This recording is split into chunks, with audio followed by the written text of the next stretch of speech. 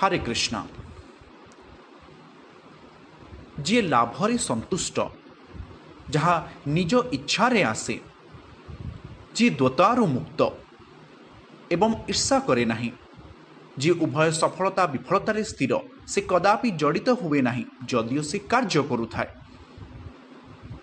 भगवद गीता कदापि कहे नहीं जे तुमर समस्त वृत्ति जीवन सबकिछि त्याग करने को पड़िबो एवं जंगल को जाई सेठारे ध्यान कर।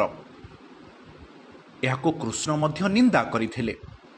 हे अर्जुन, तुमे जड़े क्षत्रिय, जड़े योद्धा, जड़े राजा भाव में तुमर प्रकृत कर्तव्य त्याग करने को चेष्टा करुच, जी शत्रुंक सह लड़िब, किंतु तुमे जड़े ज्ञानी व्यक्ति, साधु व्यक्ति भाव में कथा हेउच, तुमे सबकिछि त्याग करी जंगल को जीवाकु चाहुच।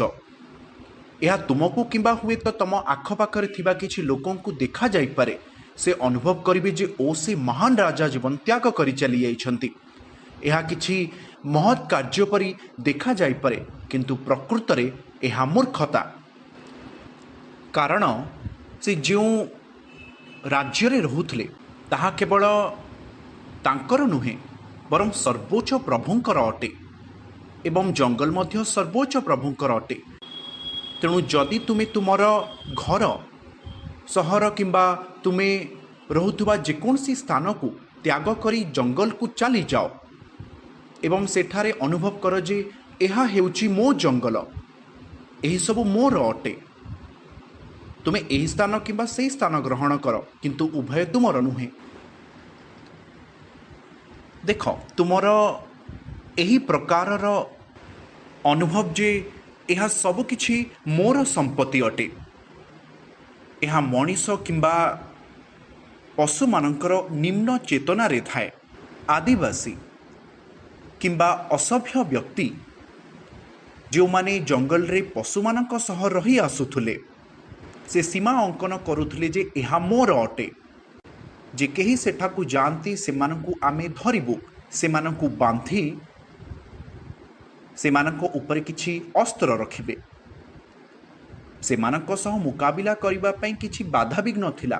यह हेउछि सेही लोकंकर भावना जो माने मोर बोली अनुभव करती, किंतु प्रकृत रे किछि आमर नुहे, यह सबु सर्वोच्च प्रभुंकर अटे।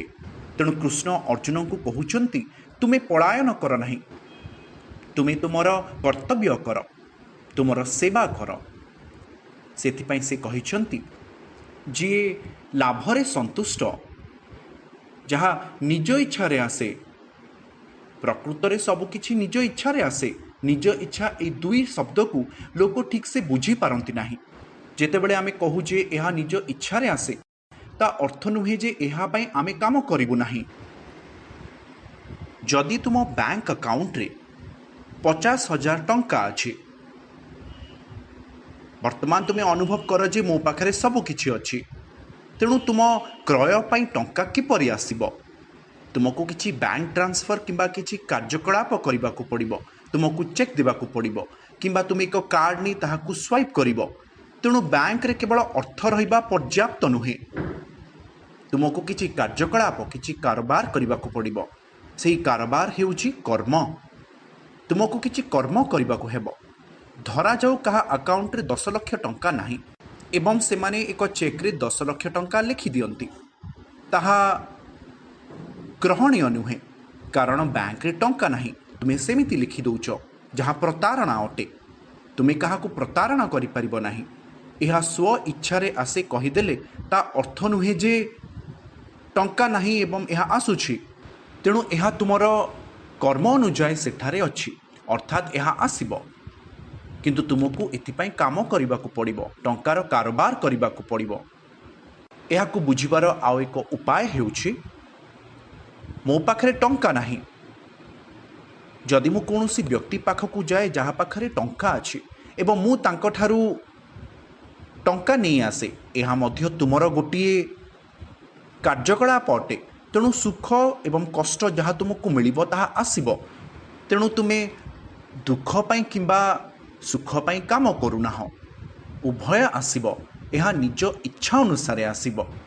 जे लाभरे संतुष्ट, जहाँ निज इच्छा अनुसार आसे अर्थात जड़े भक्त किंबा जड़े कृष्ण सचेतन व्यक्ति जी आगक बढ़िबा को चेष्टा करुछि एही शरीर को बजाय रखिबा एते प्रयास करती नाही कारण लोक एही शरीरर जत्न नेबा केते जे परिश्रम करुछंती से लाभरे संतुष्ट थांती जहाँ निज इच्छा रे आसे अर्थात से भिक्षा किंबा ऋणर साहाय्य नियंती नाही किंतु से निज शक्ति अनुसार सचोट भाव परिश्रम करती एवं ताहा द्वारा जहाँ प्राप्त हुए से संतुष्ट हुअन्ति।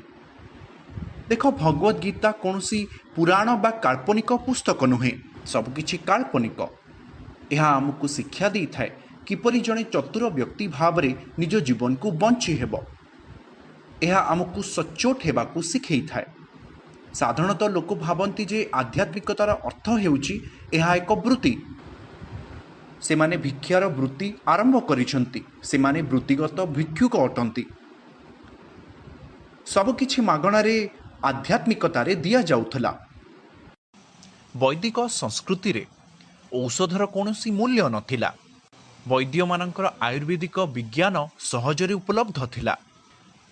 शिक्षित ऋषि शिक्षित ब्राह्मण माने केवल वृत्तिगत भिक्षुक नथिले सेमानंकर ज्ञान थिला से माने भाबु नथिले जे मते टंका दरकार तेणु मु डाक्टरी विज्ञान रो वृत्ति रे अछि से माने आयुर्वेद एवं ज्योतिर्वेद जानिथिले तेणु 100-200 वर्ष पूर्वे किछि दशंधि पूर्वरु किछि आंतरिक लोक थिले जे माने घर को घर जाई ज्ञान बंटन करुथिले।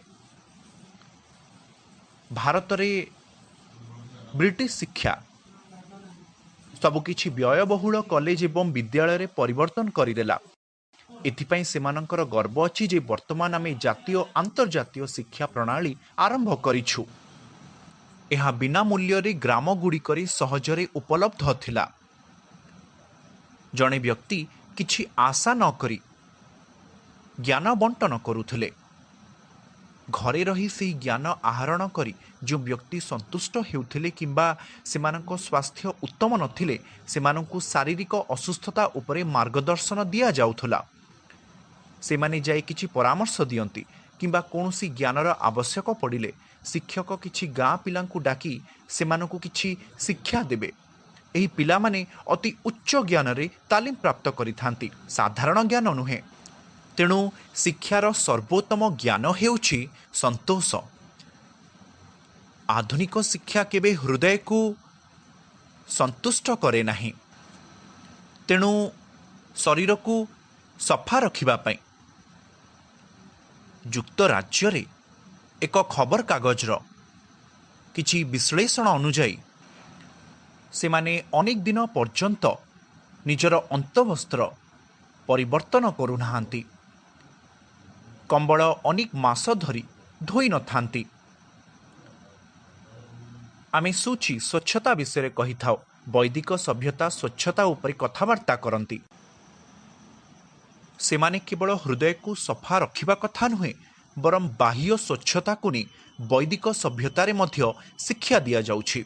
ग्राम स्तर रे मध्य जणे शिक्षक छात्र मानकु शिक्षा देउथिले किपरि परिष्कार रहिबा उचित हृदय एवं बाह्य रे आमे किपरि समस्तंक सह उत्तम संपर्क रखि परिबा। जदि तुमे काहाकू माँ किंबा भौणी नजर रे देखुच सेमानंको उपरे कुदृष्टि रख नाही ताहा हृदयर परिष्कारता। सूची ही धर्म 4टी स्तंभ उपरे आधारित एवं गोटी स्तंभ हेउची स्वच्छता सेही परिष्कार परिच्छन्नता हेउची सूची विपरीत हेउची मुची बा असुची। सूची हेउची स्वच्छता एवं असुची हेउची अपरिष्कार। तेणु तुमे अपरिष्कार हेले तुमर चरित्र बहुत सस्ता होई जिवो तुमे कोनोसी व्यक्तिर भल प्रकृति देखि पारिबो नाही कोनोसी संपर्क रहिबो नाही। मनुष्यक मध्यरे अधिक संपर्क अछि जहाँ पशुमानक क्षेत्र में नथाए। एही शरीर हेतु खाइबा शोइबा मिलन रक्षा करिबार आमर समान आवश्यकता रही पारे। भगवद गीता रे लोभरू मुक्त प्राप्त करने विषय उल्लेख करा जायछि। लोभ विभिन्न डिग्री रे थाए एवं सेथिमध्यरु गोटिए को अग्नि एवं धुआं एवं अन्यटिकु दर्पण एवं धूली सहित तुलना करा जाए। दर्पण एवं धूली आम हृदयर परिष्कार परी जहाकू प्रतिदिन सफा करने को पड़िबो। चेतो दर्पण मार्जनम प्रतिदिन सफा करने को पड़िबो, नचेत सेथिरे अधिक धूली लागिजिबो। यह अत्यधिक हेबा उचित नुहे जे लोभ को मार गर्भरे थिबा भ्रूण परि तुलना करा जाए। यह असहाय अवस्था थाए, ताहा किछि असहाय गछ सहित मध्य तुलना करा जाए। सेमानंकर चेतना जदि केही एहाकु छोट खंड करी काटी दियंती ताहा मध्य कांदुछि। तेणु वैज्ञानिक एवं जगदीश चंद्र बोस एक अनुसंधान रे कहिछंती जे एक छोट गछ किंबा उद्भिद काटिले मध्य तांकर चेतना अछि, जहाकू केवल किछि जंत्र द्वारा ही माप करा जाई पारे। तेणु समस्तंकर चेतना अछि, किंतु सेही चेतना जेपरी गछ तुम सह कथा होई परिबो नाही, किंतु तुमर सठिक चेतना थिले तुमे ता सह कथा होई परिबो, ता सहित सठिक आचरण करी। खबर कागज तैयारी करिबा नामरे समग्र पृथ्वी को काटिबा को पड़िबो नाही। प्रतिदिन एते संख्यक खबर कागज मुद्रित हेउछि, एपरिकी भारतीय सभ्यतारे मध्य आमे कपड़ा व्यवहार करी एहाकू धोई पुनर्बार व्यवहार करू। पाश्चात्य सभ्यतारे धोइबा पई सेमाने टिश्यू पेपर व्यवहार करंती। तेणु प्रतिदिन लक्ष लक्ष टिश्यू पेपर डस्टबिन रे फोपाड़ी दिया जाए केवल मल परे निजकू सफा करिबा पई। वर्तमान भारत रे आमे मल परे सफा करिबा पई जल व्यवहार करू। ताहा हेउछि वैदिक परंपरा। एहा मध्य बहुत स्वच्छ अटे। एहा एक भिन्न वितर्क। सफा करिबा पई टिश्यू पेपर किंबा जल व्यवहार करिबा छाड़ंतु, संबलर अपचय होइथाए। जणे आधुनिक शिक्षित व्यक्ति जगन्नाथ रथयात्रा उपरे आलोचना कले सेमाने जुक्ति करंती जे प्रतिवर्ष काठ नष्ट करिबा उचित नुहे। तेणु यह कपटता। गोटिए पार्श्वरे सेमाने भू प्राकृतिक संपद नष्ट करिबारे पछगुंचा करुनाहांती। टिश्यू पेपर किंबा कागज हो, सेमाने अनेक गछ प्रतिदिन काटी दियंती। सेमाने महान दर्शन उपरे कथा हुअंती, जहार कोनोसी मूल्य नाही, कारण एथिरे कोनोसी ज्ञान नाही। किंतु भगवद गीता रे तुमको परिष्कार रहिबाकू कहिले तुमको बहुत परिष्कार हेबाकू पड़िबो, तुमको सच्चोट हेबाकू पड़िबो। एठारे से कुहंती जणे व्यक्ति जी सच्चोट भावरे निज शक्ति अनुजाई परिश्रम करंती एवं निज सच्चोट परिश्रम द्वारा जहाँ प्राप्त हुए सेथिरे से संतुष्ट हुअंती। तेणु स्वच्छता एवं सच्चोटता उपरे सेमाने मागणा शिक्षा दौथिले। भारत रे जदि तुम एक साधारण परिवार रु आस, एक गाँव रे अधिक शिक्षित नथिले मध्य सेमाने समस्ते जानती जे खाइबा पूर्वरु निज हाथ धोइबाकू हुए, जहाँ वर्तमान महामारी परि शिक्षा दिया जाउछि। तुमको परिष्कार हेबाकू पड़िबो, तुमको प्रत्येक थर हाथ धोइबाकू पड़िबो, नचे तुमे संक्रमित होई पारो। तुम फुसफुस को एवं तुम हजम प्रक्रिया को आक्रमण करिपारे। एई सबु कथा सहजरे वैदिक संस्कृति रे, वैदिक शिक्षा रे ग्राम रे उपलब्ध थिला। बिना श्रम एवं टंका दे विद्यालय को पठेइबा एवं विद्यालय जिबा परे से कौन हुए? अपरिष्कार। स्कूल रे सेमाने किछि रुमाल दी कुहंती तुमर नाक पोछिबाकू पड़िबो। एहा मध्य शिक्षा दिया जाए। एहा नुहे जे विद्यालय रे संपूर्ण भाव में कौनसी शिक्षादान दिया जाए नहीं, किंतु स्वच्छता केवल बाह्य परिष्कार मध्य सीमित रही जाइछि। स्वास्थ्य जनित परिष्कारता सह जड़ित नुहे। स्वास्थ्य जनित परिष्कारता केवल मॉन्टेसरी स्कूल दिन रे शिक्षा दिया जाए। एहापरे तुमे जेतेबेले भाव जे तुमे बड़ होइछ, जेतेबेले तुमे उच्च विद्यालय को जाओ, तुमे अपरिष्कार होई परिबो। तुमे कॉलेज को गले, तुमे हॉस्टेल को गले अनेक समय रे सेमाने स्नान मध्य करंती नाही। तेणु आमर स्वच्छता आम ग्राम जीवन रे, वैदिक जीवन रे तुमे स्वच्छता क्षेत्र रे अधिक उच्चतर होई परिबो। आमर आधुनिक शिक्षा क्षेत्र में स्कूल रे विशेषकर मॉन्टेसरी स्कूल स्तर में स्वच्छता विषय रे अधिक शिक्षा दि जाए। अधिकरू अधिक उच्च स्तर को गले तुमको शिक्षा दि जाए जे तुमको निज पोशाक को आयरन करने को पड़ो। तुम्हें निजक सुंदर ब्लेजर एवं सुट्रे उपस्थापन कर जहाँ परिष्कारता सह तुलना करा जाए। तुम्हें 15 दिन पर स्नान कर ना चलो, 30 दिन पर स्नान कर ना किंतु एक सुगंधित परफ्यूम अच्छी ताहा मध्य ठीक अच्छी। तुम्हें सफा देखा जाउथबा दरकार। तुम्हें रोगरे पीड़ित हेले एही सबु कथा कहा जाए, किंतु वैदिक शिक्षा रे एही सबु किछि पिलाबेलू कहा जाए। आभ्यंतरीण एवं बाह्य परिच्छन्नता। आभ्यंतरीण परिच्छन्नता तुलना करा जाए तुम्हें अन्य मनीष उपरे केते लोभ प्रयोग करबा उचित, अन्य मनीष उपरे केते लोभ देखाई पारिबो। व्यवसाय रे मध्य सचोट व्यवसायी अन्य जन को शोषण करिबो नाही। से माने एक व्यवसाय लागू करी अन्य लोकों को अनावश्यक असुविधा देवे नाही जे सेमानंकु केवल तांको निकट को जीवाकू पड़िबो।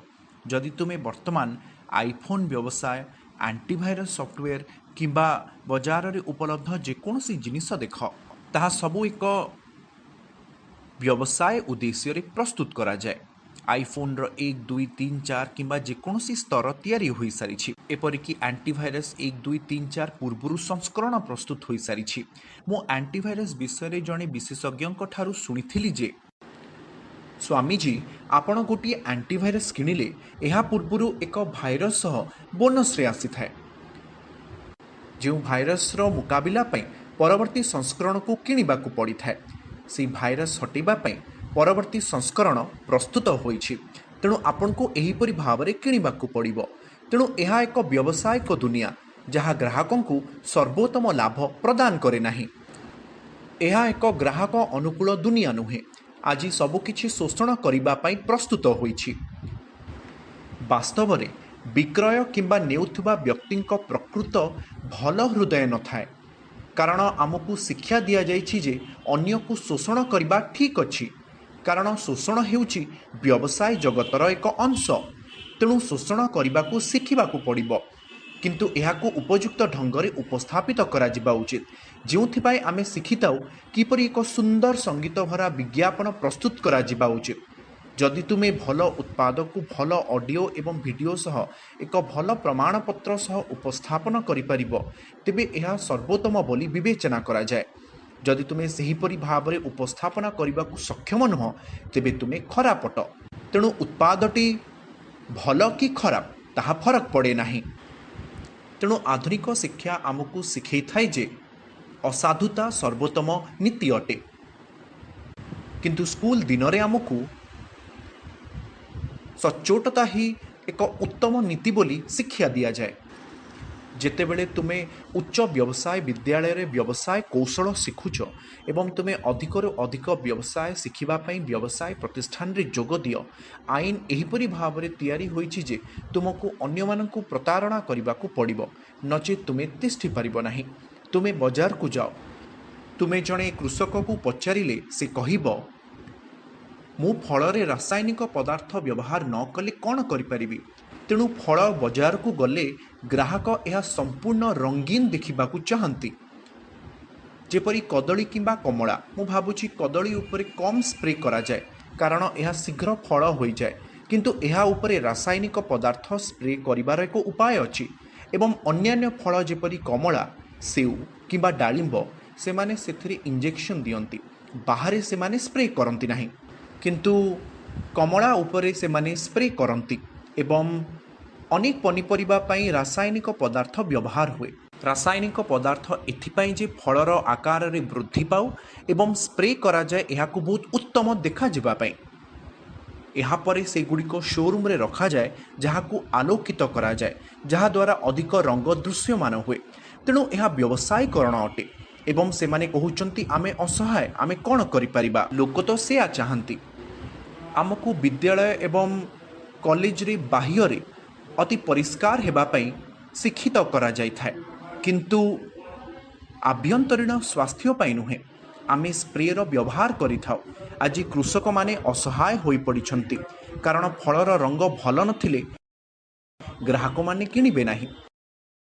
ତେଣୁ ସେମାନେ ଚାଷରୁ କିଛି ପାଉଡର କିଛି ସ୍ପ୍ରେ ବ୍ୟବହାର କରନ୍ତି। ଉତ୍ପାଦକୁ ଶୋରୁମ୍ କିମ୍ବା ଦୋକାନକୁ ଅଣାଯାଏ।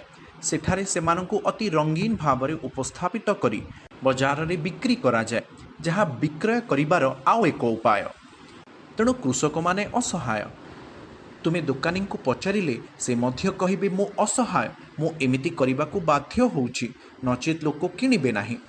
ଏବଂ ଏହାପରେ ଯେତେବେଳେ ଆମେ ଏହାକୁ ଘରେ ସେହି ରାସାୟନିକ ଖାଦ୍ୟ ନ ଧୋଇ ନଥାଉ କିମ୍ବା ଅଳ୍ପ କିଛି ଧୋଇ ଖାଇଥାଉ, ଧୋଇବାର ସର୍ବୋତ୍ତମ ଉପାୟ ସେ କୁହନ୍ତି ତୁମକୁ କିଛି ସୋଡ଼ା ପାଉଡର, ଲୁଣ, କିଛି ହଳଦୀ କିମ୍ବା ଅନ୍ୟ ବୈଦିକ ଅଭ୍ୟାସ ମଧ୍ୟ ବ୍ୟବହାର କରିବାକୁ ପଡ଼ିବ। ତେଣୁ ତୁମେ ସେହିସବୁ ସଫା କର। ଏବଂ ସେ କହୁଛନ୍ତି 60-70% ଫୁଟେଇବା ଦ୍ୱାରା ଦୂର ହୋଇଥାଏ। ତାହା ସତ୍ତ୍ୱେ କିଛି ରସାୟନ ବାକି ଥାଏ। 100 ବର୍ଷ ପୂର୍ବେ ଅଭ୍ୟାସ କରିବାର ସର୍ବୋତ୍ତମ ଉପାୟ ଅତି କମ୍ରେ ତୁମେ ବଜାରରେ ଭଲ ଖାଦ୍ୟ ପ୍ରାପ୍ତ କରୁଥିଲ, କିନ୍ତୁ ବର୍ତ୍ତମାନ ଭଲ ଖାଦ୍ୟ ମିଳିବା ଖୁବ୍ କଷ୍ଟକର। ଏବଂ ଆଧୁନିକରଣ ନାମରେ ଆମେ ବହୁତ ଉଚ୍ଚଶିକ୍ଷିତ ହେବା ନାମରେ ସବୁଠି ଅସାଧୁତା ଦେଖିବାକୁ ମିଳୁଛି। ଶିକ୍ଷା ଦ୍ୱାରା ଆମକୁ ସଚ୍ଚୋଟତା ବିଷୟରେ କୁହାଯାଇନଥାଏ, କିନ୍ତୁ ଭଗବଦ୍ ଗୀତାରେ କୁହାଯାଇଛି ଯେ ତୁମେ ସଚ୍ଚୋଟ ଭାବରେ ପରିଶ୍ରମ କରିବା ଉଚିତ ଏବଂ ତାହା ଦ୍ୱାରା ଯାହା ପ୍ରାପ୍ତ ହୁଏ ତୁମକୁ ସନ୍ତୁଷ୍ଟ ହେବାକୁ ପଡ଼ିବ। ତେଣୁ ଏହି ସନ୍ତୁଷ୍ଟି, ମୁଁ ଯାହା ପାଇଛି ସେଥିରେ ସନ୍ତୁଷ୍ଟ ହେବି, ଏହି କଥା ଆମ ସ୍କୁଲ ଦିନରେ କେବେ ଶିକ୍ଷାଦାନ କରାଯାଇ ନାହିଁ। ଆମକୁ ବିଭିନ୍ନ ଗ୍ରେଡ୍ ଦିଆଯାଇଛି। ଆମକୁ A grade, B grade, C grade ମିଳିଥାଏ। ଆମକୁ ପ୍ରଥମ ଶ୍ରେଣୀ, ଦ୍ୱିତୀୟ ଶ୍ରେଣୀ, ତୃତୀୟ ଶ୍ରେଣୀ ମାର୍କ ମଧ୍ୟ ଦିଆଯାଇଥାଏ, ଯେଉଁଠାରେ ଜଣେ ଛାତ୍ର ଅନୁଭବ କରେ ଯେ ମୋତେ ଅନ୍ୟ ବ୍ୟକ୍ତିଙ୍କ ଅପେକ୍ଷା ଅଧିକରୁ ଅଧିକ ବଢ଼ିବାକୁ ପଡ଼ିବ। ଏହି ପ୍ରତିଯୋଗିତା ସ୍କୁଲ ଦିନଠାରୁ ଆରମ୍ଭ ହୋଇଥାଏ। ପ୍ରତିଯୋଗିତା ଏହା ଯେ ମୋତେ ଅନ୍ୟ ଜଣଙ୍କ ଅପେକ୍ଷା ଭଲ ହେବାକୁ ପଡ଼ିବ, ଯାହା ପାଇଁ ମୁଁ କିଛି ବି କରିବାକୁ ପ୍ରସ୍ତୁତ ଅଛି। ଅନେକ ବ୍ୟବସାୟିକ ପ୍ରତିଦ୍ୱନ୍ଦ୍ୱୀ ଅଛନ୍ତି। ସେମାନେ ପ୍ରକୃତରେ ଅନ୍ୟ ଜଣଙ୍କ ବ୍ୟବସାୟକୁ ନଷ୍ଟ କରିବାକୁ ପ୍ରସ୍ତୁତ ଅଟନ୍ତି। ସେମାନଙ୍କର ଅବନତିରେ ସେମାନଙ୍କୁ ଫରକ ପଡ଼େ ନାହିଁ। ମୁଁ ଶୁଣିଥିଲି କିଛି ଶିଶୁ ଉତ୍ପାଦରେ କିଛି ପ୍ଲାଷ୍ଟିକ ପାଉଡର ମିଶ୍ରଣ କରାଯାଏ। କେତେକ କମ୍ପାନୀ ବ୍ୟବସାୟ ପାଇଁ କିଛି ବି କରିବାକୁ ପ୍ରସ୍ତୁତ ଥାନ୍ତି। ଅସାଧୁତା ଯେକୌଣସି ସ୍ତରକୁ ଯାଇପାରେ ଏବଂ ପ୍ରତିଯୋଗିତା। ତୁମେ ସର୍ବୋତ୍ତମ ଉତ୍ପାଦ ଦେବାକୁ ଚାହୁଁଛ, ପ୍ୟାକେଜିଂ ଏତେ ସୁନ୍ଦର ଭାବରେ କରାଯାଏ, ଗୋଟିଏ ଛୋଟିଆ ବ୍ୟାଟେରୀ ପାଇଁ ଆକର୍ଷଣୀୟ ପରିମାଣର ଉତ୍ପାଦର ଡିଜାଇନ୍ ପ୍ରସ୍ତୁତ କରାଯାଏ। ତେବେ ଆମର ଶିକ୍ଷା କେଉଁଠାରେ ଯାଉଛି? ଯାହା ମୋତେ ଆକର୍ଷିତ କରେ ତାହାକୁ ଉତ୍ସାହିତ କରାଯାଏ। ବର୍ତ୍ତମାନ ସବୁ ଶୋରୁମ୍କୁ ଏତେ ଆଲୋକିତ କରାଯାଏ କାରଣ ଉତ୍ପାଦକୁ ଅଧିକ ଗୁରୁତ୍ୱ ଦିଆଯାଏ। କେହି କହିପାରେ ନା, ଭଲ ଆଲୋକରେ ତାହା ଅଧିକ ଦୃଶ୍ୟମାନ ହୋଇପାରିବ। କେବଳ ଉତ୍ପାଦ ଦୃଶ୍ୟମାନ ହେଉଛି ନା, ତାହେଲେ କାହିଁକି ଏତେ ବାହ୍ୟ ପ୍ୟାକେଜିଂ ଅଛି? ତେଣୁ ଏହା ପାଶ୍ଚାତ୍ୟ ଦେଶରେ ହୃଦୟଙ୍ଗମ ହୋଇଛି। ସେମାନଙ୍କ ପାଖରେ ବହୁତ ଉତ୍ପାଦ ଗୁଡ଼ିକ ଥାଏ। ତୁମେ ତୁମର ପାତ୍ର ନେଇପାରିବ କିମ୍ବା ସେମାନେ ପାତ୍ର ଦେଇପାରନ୍ତି। ପ୍ରତ୍ୟେକ ଜିନିଷ ପାଇଁ ଏତେ ପରିମାଣର ପ୍ୟାକେଜିଂ କରିବା ପରିବର୍ତ୍ତେ ପପକର୍ଣ୍ଣ ଠାରୁ ଆରମ୍ଭ କରି ଚିପ୍ସ ପର୍ଯ୍ୟନ୍ତ, ଏପରିକି ଯେକୌଣସି ଛୋଟ ଡାଲି, ତୁମକୁ କିଛି ଡାଲି କିଣିବାକୁ ପଡ଼ିବ। ଏତେ ପରିମାଣର ପ୍ଲାଷ୍ଟିକ ପ୍ୟାକେଜିଂ ଅଛି କିମ୍ବା ଧାତୁ ପ୍ୟାକିଂ ଅଛି, କିନ୍ତୁ ଅପଚୟ ବିଷୟରେ କେହି କଥାବାର୍ତ୍ତା କରନ୍ତି ନାହିଁ। ମୁଖ୍ୟତଃ ଆଧ୍ୟାତ୍ମିକତା କଥା ଆସିଲେ ଜଗନ୍ନାଥ ରଥଯାତ୍ରା ସମୟରେ ପୁରୀ ଏବଂ ଅନ୍ୟାନ୍ୟ ସ୍ଥାନରେ ଜଗନ୍ନାଥଙ୍କର 5500 ଏକରରୁ ଅଧିକ ଜମି ଥିଲା। ଆମ ପାଖରେ ଥିବା ମୌଳିକ ରେକର୍ଡ ଗୁଡ଼ିକ ଠାରୁ ତାହା ଅଧିକ ଥାଇପାରେ। ତାହା ସବୁ ତାଙ୍କର ଅଟେ। ତେଣୁ ଜଗନ୍ନାଥଙ୍କ ପାଇଁ ନିଜ ଜଙ୍ଗଲରୁ ଯଦି ଗୋଟିଏ କାର୍ଡ ତିଆରି ହୁଏ, ତେବେ ପ୍ରକୃତି ନଷ୍ଟ ହୋଇଯାଏ। ଆମେ ସମ୍ବଳକୁ ନଷ୍ଟ କରୁଛୁ, ଗ୍ଲୋବାଲ ୱାର୍ମିଂ, ଏହିସବୁ କଥା କୁହାଯାଏ। କିନ୍ତୁ ଆମେ ପ୍ରତିଦିନ ଯାନବାହନରେ ଯାତାୟାତ କରୁ। ରାସାୟନିକ ପଦାର୍ଥ ବ୍ୟବହାର କରାଯାଏ। ଡିଜେଲ ଏବଂ ପେଟ୍ରୋଲ ବ୍ୟବହୃତ ହୁଏ। ସେହି ସମୟରେ କେତେ ଗ୍ୟାସ୍ ନିର୍ଗତ ହୁଏ? ସେହି ସମୟରେ ଆମେ କମ୍ ଗ୍ୟାସ୍ ନିର୍ଗତ ହେଉଥିବା ଟେକ୍ନୋଲୋଜି ବିଷୟରେ କଥା ହେଉ। ବର୍ତ୍ତମାନ ବ୍ୟାଟେରୀ ଅଟୋ ଆସିଛି, किंबा विभिन्न गैस अच्छी तेणु आमे तापमात्रा रे गैस ह्रास करिपरिबा तेणु तापमात्रा स्तर ह्रास पाइब किंतु दिनकु दिन तुमे आम ग्रह को देख ଏହା ଏହିପରି ପରିଣତ ହୋଇଛି ଯେ ମଣିଷ ବଞ୍ଚିପାରିବ ନାହିଁ। କିଏ ଏହା କରୁଛି? ଆମେ ମଣିଷମାନେ ମୂର୍ଖ ଭାବରେ ଅଗ୍ରଗତି ନାମରେ କାର୍ଯ୍ୟ କରୁ କାରଣ ଆମେ ଉଚ୍ଚ ଚେତନାକୁ ପ୍ରତ୍ୟାଖ୍ୟାନ କରୁ। ପୂର୍ବଜଙ୍କ ଦ୍ୱାରା ଦିଆଯାଇଥିବା ଜ୍ଞାନକୁ ପ୍ରତ୍ୟାଖ୍ୟାନ କରୁ। 100 ବର୍ଷ ପୂର୍ବେ ସେମାନେ କେଉଁ ଖାଦ୍ୟ ଖାଉଥିଲେ, ସେମାନଙ୍କ ଜୀବନ କେତେ ମହାନ ଥିଲା, ସେମାନଙ୍କ ସମ୍ପର୍କ କେତେ ସଚ୍ଚୋଟ ଥିଲା। ଆମେ ସେହି ସବୁ କଥାକୁ ଭୁଲି ଯାଉ ଏହା ଭାବି ଯେ ଆମେ ଆଧୁନିକ ଅର୍ଥାତ୍ ଆମେ ନିଜ ଇଚ୍ଛାରେ ସବୁକିଛି କରିପାରିବା। ପୂର୍ବରୁ ଯୌଥ ପରିବାରରେ ଅଳ୍ପ କିଛି ଅସୁବିଧା ଥାଇ ମଧ୍ୟ ରହୁଥିଲେ। ସେମାନଙ୍କ ଗାଁରେ ସବୁକିଛି ଉପଲବ୍ଧ ଥିଲା। ବର୍ତ୍ତମାନ ଆମକୁ ଅନେକ କିଲୋମିଟର ଯାତ୍ରା କରିବାକୁ ପଡ଼େ। ସେମାନେ କହୁଛନ୍ତି ଟାୟାର ନିର୍ମାତାମାନେ ଜାଣନ୍ତି ନାହିଁ କେଉଁଠି ଟାୟାରକୁ ଫୋପାଡ଼ିବେ ଏବଂ ପରିସମାପ୍ତିରେ ସରକାର ଅସୁବିଧାର ସମ୍ମୁଖୀନ ହେଉଛି। ଏହି କୁଢ଼ କୁଢ଼ ଶିଳ୍ପ ବର୍ଜ୍ୟବସ୍ତୁ ଗଦା ହୋଇସାରିଛି ଏବଂ ଆମେ କହୁଛେ ଅଗ୍ନି କାଠ ଯାହା ଜଗନ୍ନାଥ ମନ୍ଦିରରେ ରାନ୍ଧିବା ପାଇଁ ବ୍ୟବହାର ହୁଏ ତାହା ଅଧିକରୁ ଅଧିକ ଗ୍ରୀନ୍ ହାଉସ୍ ଗ୍ୟାସ୍ ନିର୍ଗତ କରୁଛି। ତେଣୁ ବୈଦିକ ଉପାୟରେ ଧାର୍ମିକ ଜୀବନ କରିବାର କିମ୍ବା ଯଦିଓ ମୁଁ ତୁମକୁ ପୂର୍ବରୁ କହିଥିଲି କିଛି ସାଧୁମାନେ ଚାର୍ବାକ ମୁନିଙ୍କ ପରି ନାସ୍ତିକ ଥିଲେ। ସେ କହୁନଥିଲେ ତୁମେ କଂସେଇଖାନା ତିଆରି କରି ଖାଦ୍ୟ ଖାଅ, ପ୍ୟାକେଜିଂ ତିଆରି କରି ପ୍ଲାଷ୍ଟିକ୍ ବନାଅ ଏବଂ ତାପରେ ସବୁ ସମ୍ବଳ ନଷ୍ଟ କର। ସେ କହୁଥିଲେ ତୁମେ ଭଲ ଘିଅ ନେଇ ଖାଦ୍ୟ ଖାଅ। ତେଣୁ ବୈଦିକ ଜୀବନଶୈଳୀ ଏପରିକି ଯେଉଁମାନେ ନାସ୍ତିକ ଥିଲେ ସେମାନେ ବୈଦିକ ଜ୍ଞାନ ଅନୁସରଣ କରି ଧାର୍ମିକ ହେବାକୁ ଜାଣିଥିଲେ। ସେଥିପାଇଁ ଲୋକ ଭାବନ୍ତି ବୈଦିକ ଜ୍ଞାନ ମଧ୍ୟରେ ସବୁକିଛି ଅଛି। ବେଦାନ୍ତ ବେଦର ଶେଷ ହେଉଛି ଭଗବାନ ଏବଂ ଭଗବାନ ଚେତନାକୁ ବୁଝିବା। ବୈଦିକ ଜ୍ଞାନ ହେଉଛି ବସ୍ତୁ ଏବଂ ଆଧ୍ୟାତ୍ମିକ ସ୍ତରରେ କିପରି ଖୁସି ରହିବା। କିନ୍ତୁ ଆଧୁନିକ ଶିକ୍ଷା ବସ୍ତୁ ସ୍ତର ସେମାନେ ଜାଣନ୍ତି ନାହିଁ କିପରି ଖୁସି ରହିବା। ଆମର ପୂର୍ବଜମାନେ ଜାଣିଥିଲେ ଯେ ଭଗବାନ ସଚେତନ ନ ହେଲେ ମଧ୍ୟ ବୈଦିକ ଜୀବନ ବୈଦିକ ଜ୍ଞାନକୁ ବ୍ୟବହାର କରାଯାଉ କିପରି ଉତ୍କୃଷ୍ଟ ପଦାର୍ଥ ସ୍ତର ହୋଇପାରିବ। କାରଣ ଶେଷରେ ବସ୍ତୁ ସ୍ତର ଆପଣ କେତେଦିନ ସେଠାରେ ରହିବେ? 50 ବର୍ଷ, 60 ବର୍ଷ, 80 ବର୍ଷ, 100 ବର୍ଷ ତୁମେ ମରିବ। ତେଣୁ ତୁମର ଚେତନା କିପରି ଜାରି ରହିବ ତାହା ବେଦ ଅନ୍ତ ବେଦର ଶେଷ ତୁମକୁ ଶିଖିବାକୁ ପଡ଼ିବ। କିନ୍ତୁ ଯଦିଓ ତା ନହେଲେ ମଧ୍ୟ ତୁମକୁ ତୁମର ପତ୍ନୀ ପିଲା ଏବଂ ପରିବାର ସଦସ୍ୟଙ୍କ ସହ ସନ୍ତୁଷ୍ଟ ହେବାକୁ ପଡ଼ିବ। ସେହି ଜ୍ଞାନ ମଧ୍ୟ ଆଜିର ଆଧୁନିକ ଲୋକଙ୍କ ପାଖରେ ନାହିଁ। କିନ୍ତୁ ସେମାନେ ଉଚ୍ଚ ଜ୍ଞାନ ବିଷୟରେ କୁହନ୍ତି। ତୁମେ ଆଧ୍ୟାତ୍ମିକତା ବିଷୟରେ କହିଲେ ସେମାନେ କହିବେ ଏହା ଅତ୍ୟନ୍ତ ପୁରୁଣା କଥା ଅଟେ, ଏହା ପୁରାଣ ଅଟେ, ବିଜ୍ଞାନ କାହାର ଅଗ୍ରଗତି ପାଇଁ ଅଟେ, କୂଅରେ ଯାଇ ଡେଇଁ ପଡ଼ିବ ନା କ'ଣ?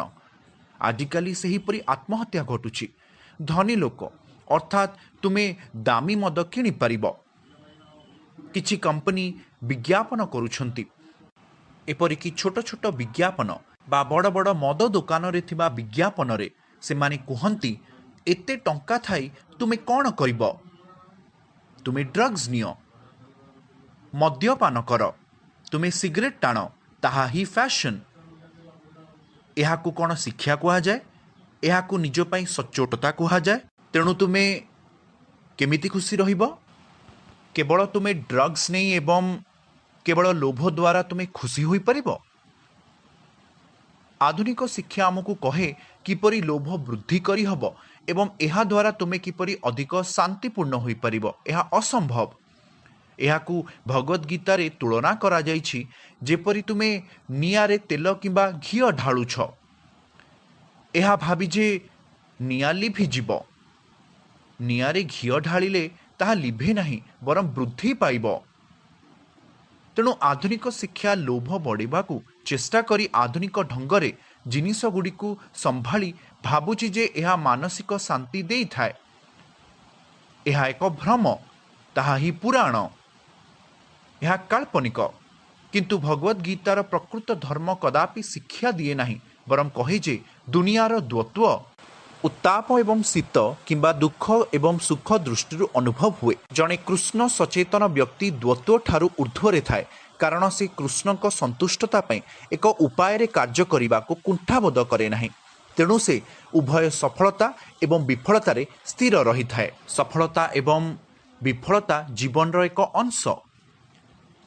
जदि तुमे रास्तार यात्रा करुछ, केही तुमको गाली दे पारे, जहाँ दैनंदिन ट्राफिक रे यात्रा करने समय देखा जाए। तेणु कहीं गाली देले से माने मध्य तांकु गाली करती। से माने शिक्षित किंतु असभ्य भाषा रे परस्पर को गाली दियंती। जड़े शिक्षित व्यक्ति अर्थात भाषा अधिक सभ्य होइतिबो ना, से मानक भाषा सबकिछि मल परिस्रा सह संयुक्त। से माने मल परिस्रा यौन संपर्क से मानक प्रत्येक शब्द से ही परि लागे। जदिओ तुमे जड़े श्रेष्ठ विद्वान व्यक्ति अट, प्रति 2 मिनिट रे अति कम रे थरे से माने कहती शिट शिट शिट शिट। तेणु से माने कहू कहू केवल शिट शब्द ही बाहरी थाए एवं से कहती यह शरीर रु बाहरुथुवा जैविक निर्गमन सह संयुक्त करिथाए। एहार यौन शोषण सह मध्य संपर्क अछि। निज परिवार को किंबा से माने परस्पर को यौन संपर्क भाषा रे शोषण करती। यह कौन सभ्यता कह जाए? हाई फाई लोक बहुत उच्च स्नातकोत्तर पास होइछंती से, तेणु से मानकर हाई फाई यौन शोषण भाषा अछि। जड़े कम श्रेणीर व्यक्ति शिक्षित न थाए, से निज स्थानीय भाषा रे कथा हुए।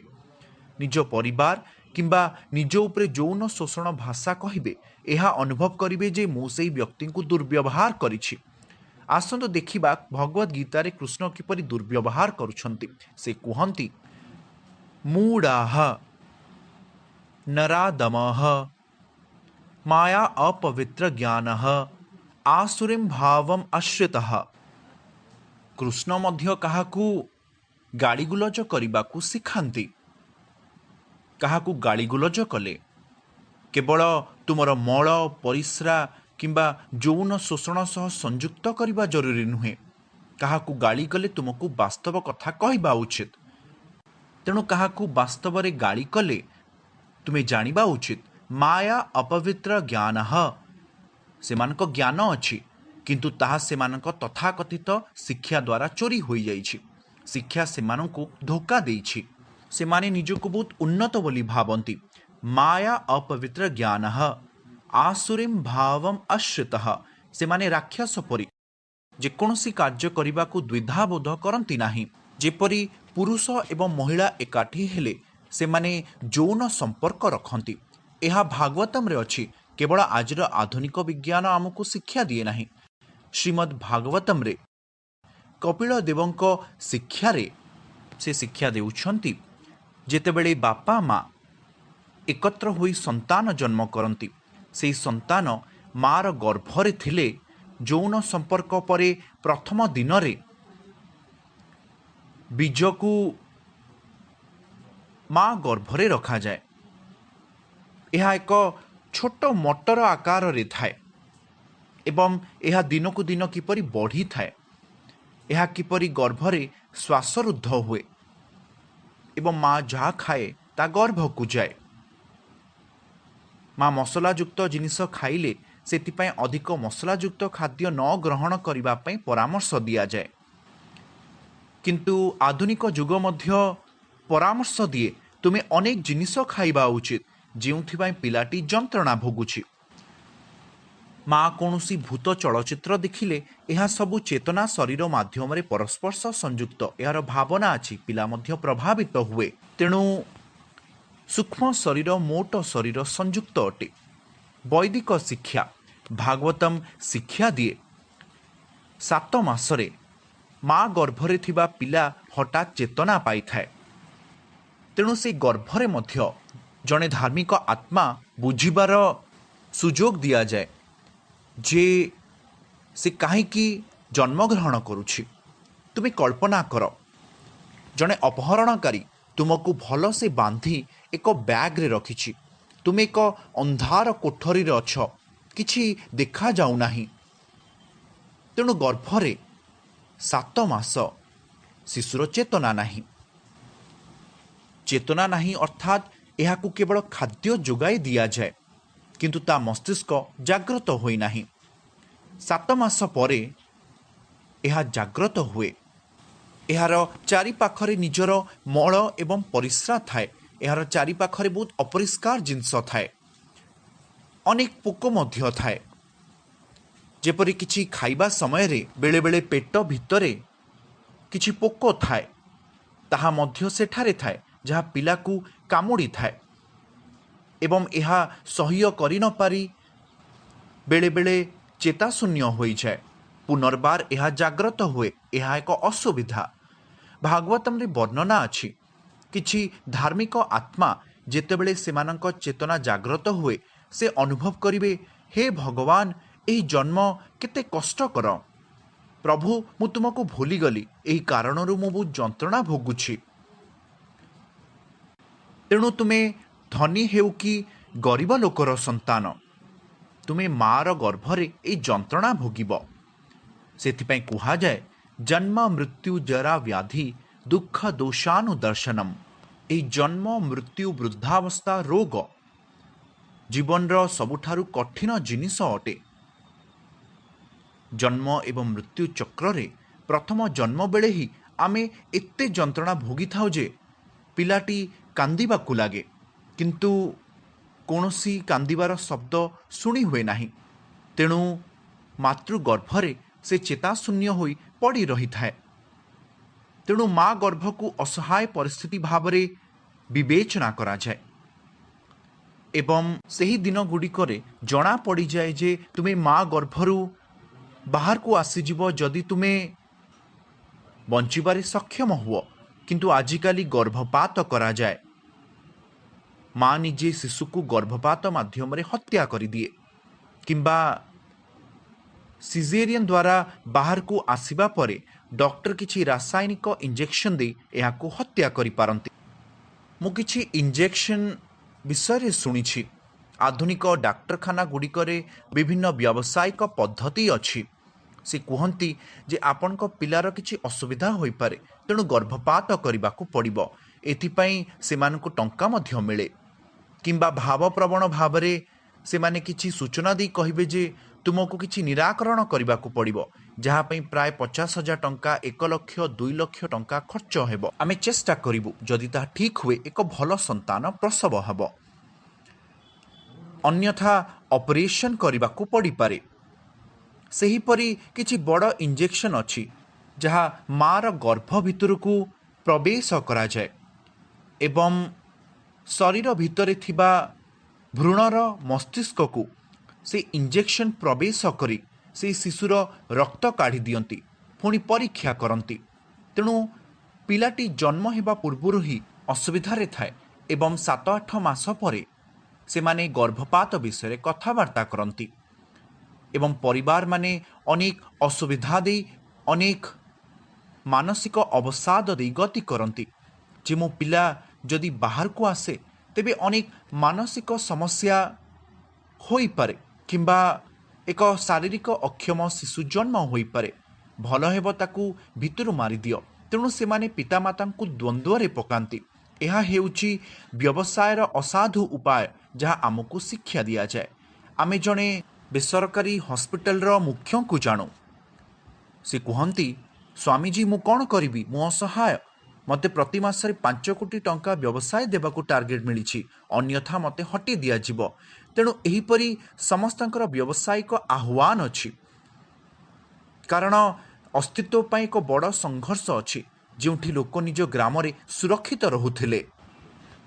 ବର୍ତ୍ତମାନ ଆମକୁ ସହରକୁ ପଠା ଦିଆଯାଏ। ଆମେ ବଢ଼ିବୁ, ଆମେ ବଢ଼ିବୁ, ଆମେ ବଢ଼ିବୁ, କିନ୍ତୁ କେହି ଜାଣନ୍ତି ନାହିଁ କିପରି ବଢ଼ିବା।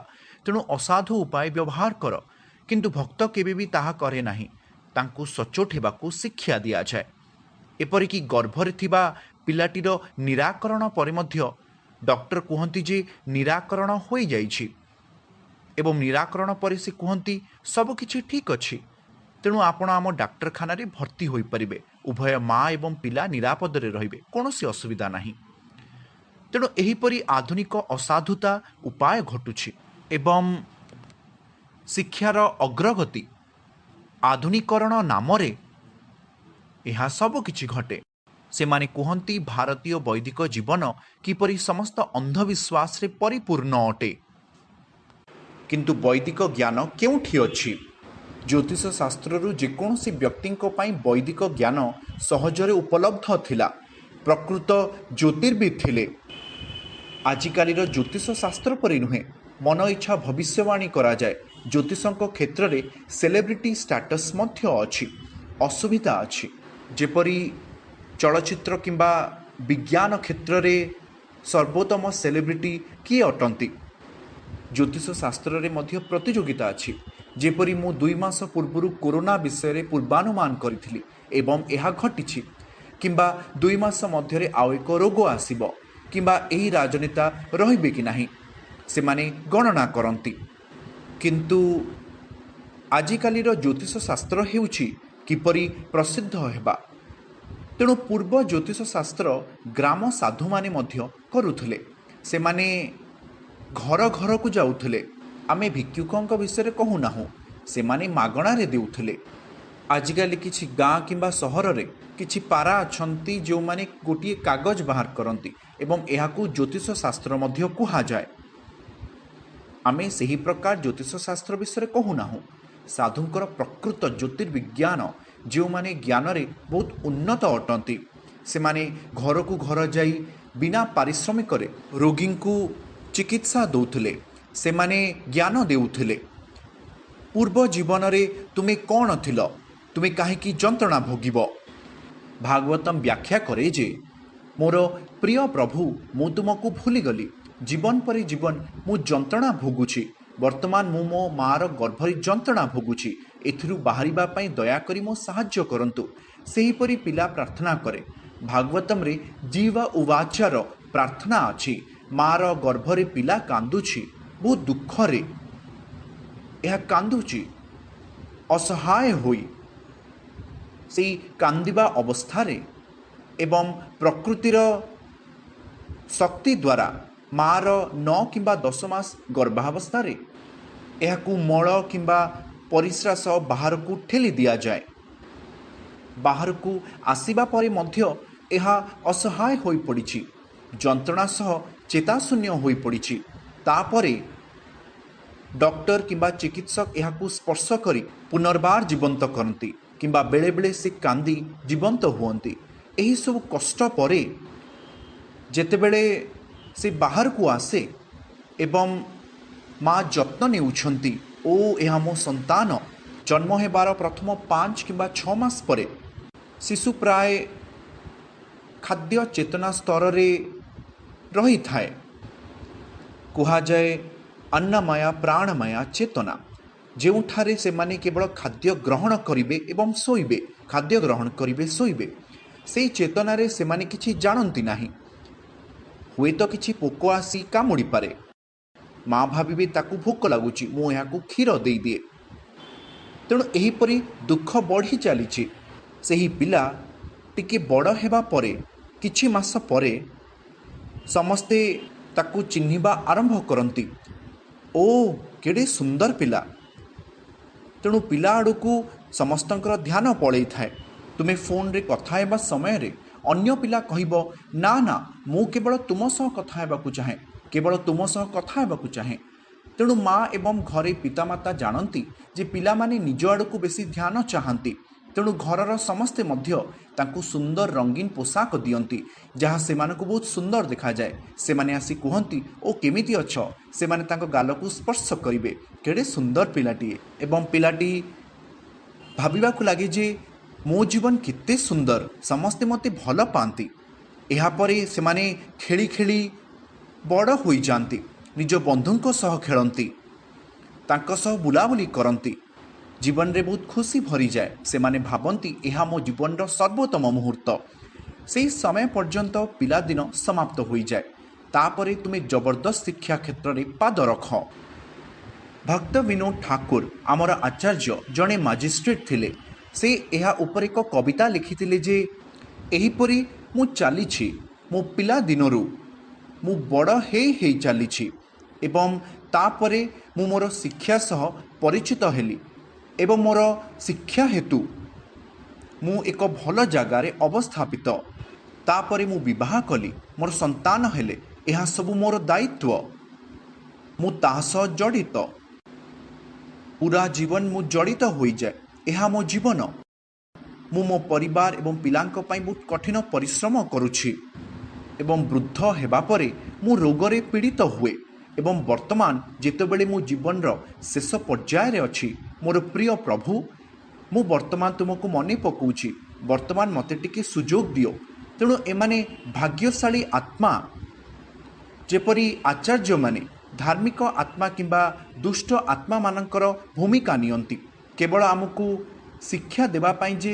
आम जीवन किपरि यांत्रिक भाव रे चली तुमे किपरि एही यांत्रिक जीवन रु बाहर को आसीबो ताहा प्रकृत शिक्षा ताहा प्रकृत वैदिक शिक्षा अर्थात तुमे वस्तु जगत रे अटकी जाइछ एहा भाबी जे एहा जीवन किंतु तुमर खुशी केउठारे अछि तुमर खुशी तुम मार गर्भरु आरंभ होइतिला अत्यधिक कीट तुमको कामुड़िबा सह एवं तुम माँ गर्भर अंधकार कोठरी रे थिबा समय रे जेउटी तुमे सठिक भाव रे निश्वास नहीं पारुनाह सोई पारुनाह कांदी पारुनाह एवं बाहर को आसिबा परे तुम संपर्कियों सामान्य ध्यान देखि तुमे खुशी होई जाओ जहाँ वर्तमान मध्य ध्यान बलि दिया जाउछि मोबाइल रे मध्य कम ध्यान मिली थाए काहाकु ना काहाकु ध्यान देबाकु हेबो आमे सर्वदा ध्यान खोजुथाओ एवं से ध्यान आमे निश्चित पाई परिबा जेतेबेले आमे हृदयंगम करिथाउ जे आम हृदय रे बसिथिबा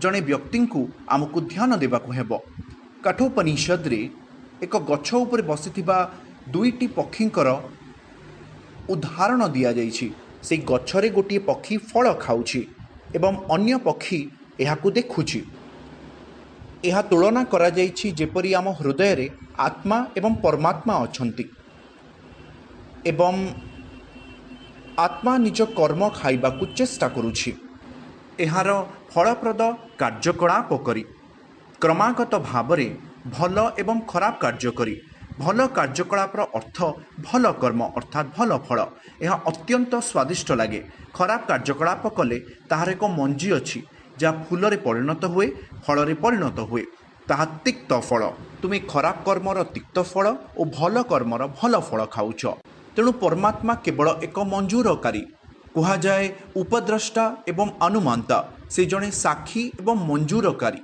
जेपरी जड़े पक्षी अन्य पक्षी को मार्गदर्शन दिए ठीक अच्छी तुम्हें जाओ यह खाओ कारण यह साक्षी एवं मंजूरकारी अटे किंतु जड़े भक्तों पई आत्मा पक्षी उपनिषद कहे तुमे तार बंधु आड़ को देखिले जे परमा सर्वोच्च प्रभु आमे तुम सह रहिबाकु चाहुनाहु बोली कहिथिलु आध्यात्मिक दुनिया रे प्रभुंक प्रति ईर्षा परायण होई इच्छा द्वेष समुथेना भारत बंधु एवं संपर्कियों प्रति आमर ईर्षा भाव थाए कारण आमे सर्वोपरि प्रभुंक प्रति ईर्षा करिछु आमे ईश्वरंक परि हेबाकु चाहुथिलु कारण भगवान एपरि जड़े व्यक्ति जे समस्त जीवंत संस्थार केन्द्र अटंती भगवान सर्वदा पूज्य अटंती जड़े राजार सचिवंक परि से प्राय राजांकर अधिकार पाई थाए से भाभी पारे मु जड़े मध्य राजा हेबी तेणु एक प्रवृत्ति अच्छी सेहीपरि आमे ईश्वरंक एक अंश एवं आमे प्रभुंकर सेवा कले आमे अनुभव करिपारु जे मु मध्य ईश्वरंक परि हेबाकु चाहे से प्रवृत्ति जोगु तुमे ईश्वर होई परिबो नाही तुमे तो ईश्वरंक एक छोट अंश तुमे किपरि भगवान होई परिबो भगवान विभु परि महासागर आमे छोट कणिका किंतु आमे समान प्रकृति अटु आमे ईश्वरीय कणिका अटु किंतु सामग्रिक होई परिबा नाही कारण आमे छोट अंश अटु तेणु आमे आमर क्षुद्र आत्मा सह सामग्रिक बड़ सर्वोच्च प्रभु को अनुकरण करने को चाहिए क्षुद्र आत्मा बोली संभव नुहे किंतु आमर समान गुण अच्छी भगवान सृष्टि करती आमे मध्य करिथाउ आमे एक छोट मेसीन किंबा विमान सृष्टि करू जहाँ महाकाश रे उड़ी पारे किंतु प्रभु एते संख्यक ग्रह सृष्टि करिसेंती जहाँ ब्रह्मांड रे भासमान किंतु आमे ताहा चिन्हट करि पारुना प्रभुंकर सृष्टि असीमित आमर अणु बहुत छोट आम द्वारा निर्मित मेसीन को बजाय रखिबापై संघर्ष करुछु। आमे बैटरी शक्ति बजाय रखिबारे सक्षम नुह। आमको छोट छोट रक्षणाबेक्षण करिबारे आमको असुविधा होइथाय। किंतु प्रभुंकर शक्ति तुमे देख। वर्षा आसुछि, समुद्र पूर्वरु सृष्टि होइछि, सूर्य अछि, जल आवश्यक हेले बाष्पीकरण घटे, तापरे सही कारणरू मेघ सृष्टि हुए। तेणु सूर्यरू मेघ सृष्टि हुए एवं सही जल पहाड़ उपरे आसी थाए, जहाँ नदी को प्रवाहित हुए। नदीर पानीय जल अछि, तुमे पी पारिब। समुद्र जल रे लुण अछि, लुण जल को संरक्षण करे, अन्यथा यह दूषित जल रे परिणत हेब। से जल बाष्पीभूत हुए, जहाँ पी हेब नाही, किंतु यह स्वच्छ नदी जल परी तलकू आसी थाए एवं से नदी जल पुणी समुद्र को फेरी जाए। यही पूरा चक्र प्रभुंक प्रकृति द्वारा घटुछि। तेणु ईश्वरंक सृष्टि असीमित अटे। आम सृष्टि आमे गोटे जान किणी थाउ, रक्षणाबेक्षण पई डीजेल व्यवहार हुए। किछि समय परे ता खराब हो गले तुमे आउ एक जान तैयारी कर। तेणु आमर सीमित ज्ञान अछि। वर्तमान आमे किछि भी कले एहार सीमा अछि। प्रभु असीम अटंती। तेणु आमे से स्थान आसीछु। सर्वोच्च प्रभुंक आड़कू न मुहाइबा पर्यंत आमे खुशी होई परिबा नाही। तेणु प्रभु आमको भगवान को परी अनुकरण करिबा पई एई वस्तु जगत को पठाइछंती।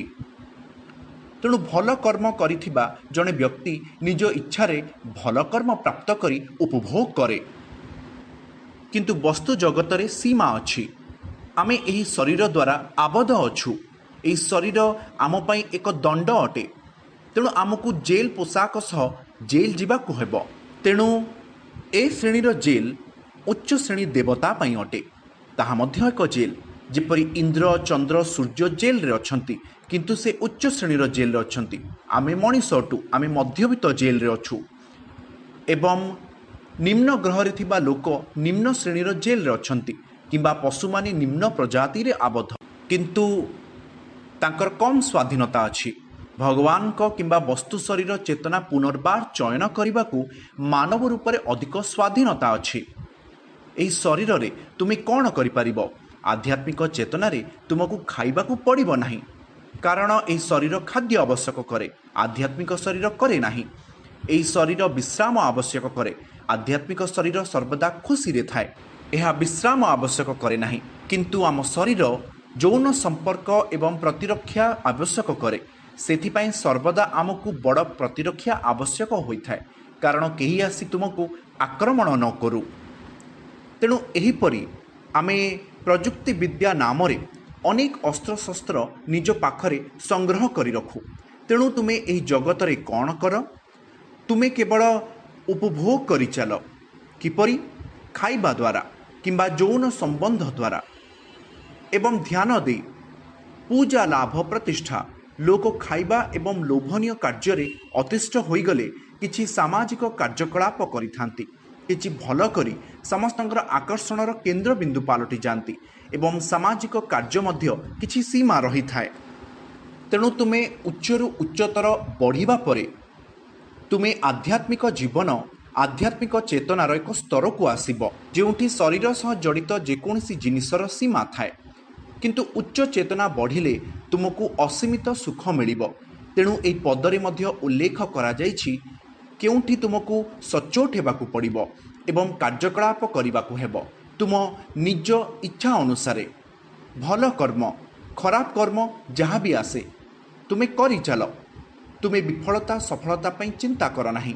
एही प्रयास रे कुहा जाए, नेहा विक्रमा नसोस्ति प्रत्यावयो न विद्यते स्वल्प मापस्य धर्मस्य त्रयते महातो भायात। अर्थात यही प्रयास रे कौनसी क्षति किंबा ह्रास नाही एवं यही रास्तारे टिके अग्रगति एक विपदपूर्ण प्रकार भयरू रक्षा करि परिबो।